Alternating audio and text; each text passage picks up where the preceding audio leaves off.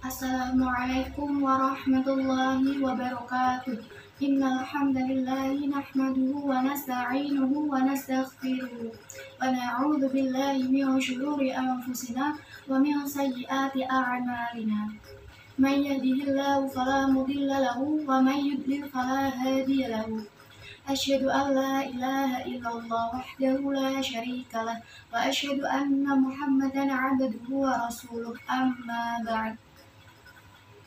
Pertama-tama, marilah kita panjatkan puja dan puji syukur kehadirat Allah Subhanahu wa Ta'ala yang telah memberi kita rahmat dan hidayahnya sehingga kita dapat berkumpul di sini. Kedua kalinya, sholawat serta salam tetap tercurahkan kepada beliau junjungan kita, baginda Rasulullah Muhammad Sallallahu Alaihi Wasallam yang telah menuntun kita dari zaman jahiliyah menuju ke zaman Islamnya yang penuh pengetahuan. Pada kesempatan kali ini saya akan membawakan tema tentang kesetaraan gender dalam perspektif Islam. Dalam Islam, Allah Subhanahu wa Ta'ala telah menciptakan segala sesuatunya secara adil dan sesuai dengan kodratnya. Begitupun dengan manusia, Allah menciptakan manusia dengan kodratnya berdasarkan keistimewaan dan kekurangan yang terdapat pada laki-laki dan perempuan. Allah memang menciptakan laki-laki dan perempuan dengan perbedaan kodrat. Namun perbedaan kodrat tersebut seharusnya tidak lantas membuat kedudukan wanita dalam Islam berada jauh di bawah laki-laki, dan laki-laki tidak berhak berperilaku kasar ataupun senonoh pada wanita. Kodrat wanita seringkali dijadikan alasan untuk mengurangi ataupun merampas peran dan bahkan hak wanita. Itu seringkali terjadi dalam lingkungan masyarakat maupun keluarga.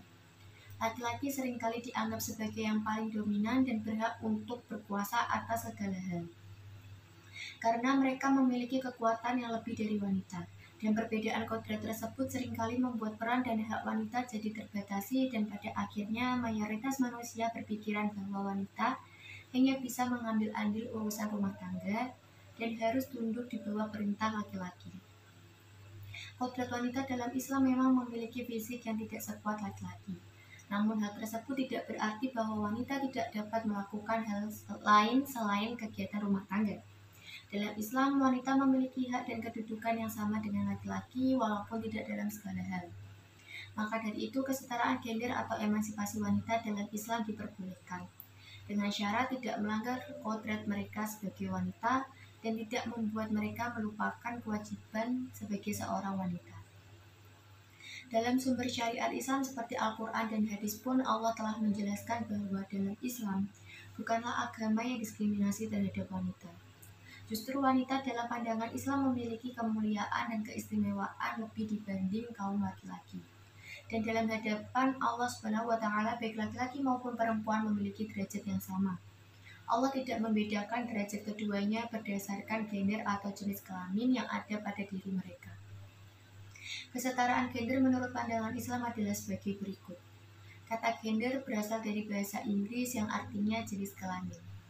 Dan di dalam Islam terdapat bahasan mengenai perkara gender secara umum. Hal tersebut telah dibahas di dalam Al-Quran secara umum, mulai dari hubungan antara laki-laki dan perempuan atau hak laki-laki dan perempuan. Semua itu telah Allah terangkan dalam firman-Nya dengan jelas dan tanpa keraguan. Dan berikut adalah beberapa pandangan Islam mengenai kesetaraan gender. Pertama, kesetaraan gender diperbolehkan dalam Islam. Di dalam Islam tidak ada ayat ataupun dalil yang membahas ataupun melarang tentang perkara kesetaraan gender. Kesetaraan gender memang diperbolehkan, namun dalam porsi yang tidak berlebihan, tidak lantas membuat wanita menjadi pemimpin dalam segala hal.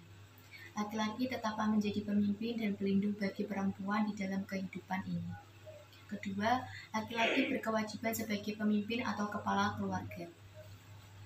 Di dalam kehidupan rumah tangga, tetaplah menjadi peran laki-laki sebagai kepala rumah tangga dan pemimpin di dalamnya. Dan wanita perlu taat terhadap laki-laki yang menjadi pemimpin dan melindunginya atau suaminya.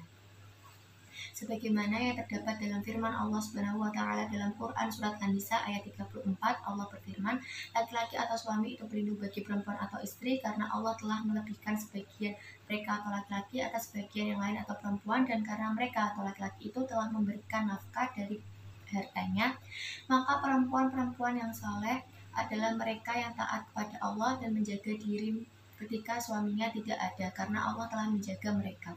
Perempuan-perempuan yang kamu khawatirkan akan musyus, hendaklah kamu beri nasihat kepada mereka. Tinggalkanlah mereka di tempat tidur atau pisah ranjang, dan jika diperlukan, pukullah mereka. Tetapi jika mereka menaatimu, maka janganlah kamu mencari-cari alasan untuk menyusahkannya. Sungguh Allah Maha Tinggi, Maha Besar. Ketiga, wanita diperbolehkan menuntut ilmu setinggi-tingginya.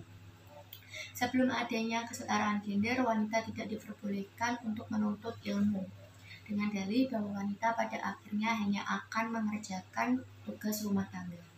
Jadi mereka tidak perlu memiliki ilmu. Opini masyarakat yang seperti itu sebenarnya tidaklah benar dan harus dihilangkan. Dikarenakan menuntut ilmu itu adalah sebagian dari perbuatan baik.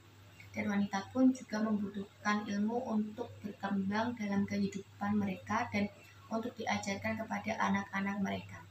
Dan sekarang wanita sudah dapat menuntut ilmu setinggi-tingginya, namun dengan catatan tidak melupakan kewajibannya sebagai seorang wanita. Keempat, ada batasan dalam kesetaraan gender.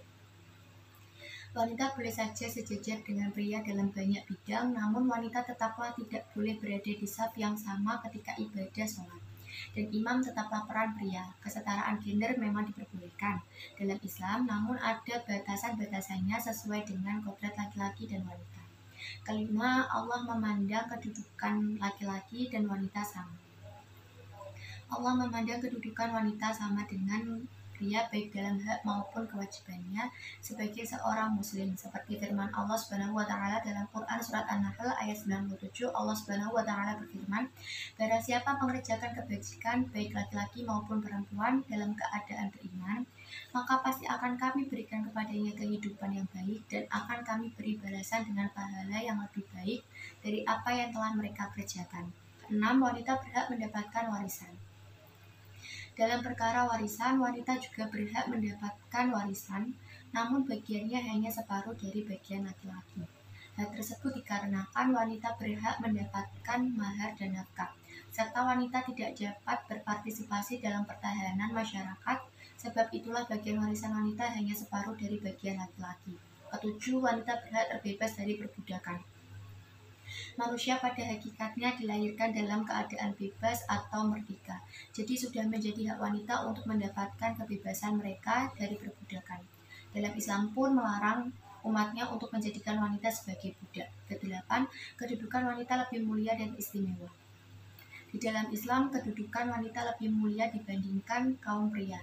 Hal tersebut pun dikatakan dalam beberapa hadis dari Abu Hurairah radhiyallahu anhu. Ia berkata, ada seorang datang menemui Rasulullah SAW dan bertanya, "Wahai Rasulullah, kepada siapakah aku selayaknya berbuat baik?" Beliau menjawab, "Kepada ibumu." Orang tadi bertanya kembali, "Lalu kepada siapa lagi?" Rasulullah menjawab, "Ibumu." Kemudian ia mengulangi pertanyaannya dan Rasulullah tetap menjawab, "Kepada ibumu." Ia bertanya kembali, "Setelah itu kepada siapa lagi?" Beliau menjawab, "Kepada bapakmu." Bukhari 5971, Muslim 2548. Dari beberapa pandangan Islam mengenai kesetaraan gender tersebut, dapat kita ketahui bahwasannya Islam mendukung kesetaraan gender. Bahkan Islam sejak pertama kali lahir telah memberikan perlindungan dan menjaga kehormatan wanita. Betapa indahnya Islam sebagai agama karena setiap aturan dan perintah yang ada selalu bermanfaat dan berdasarkan untuk kebaikan umatnya. Sekian yang dapat saya sampaikan. Apabila ada kesalahan kata, saya mohon maaf yang sebesar-besarnya. Akhirul kalam, wabillahi taufiq wal hidayah, wa ridho wal inayah, wassalamualaikum warahmatullahi wabarakatuh.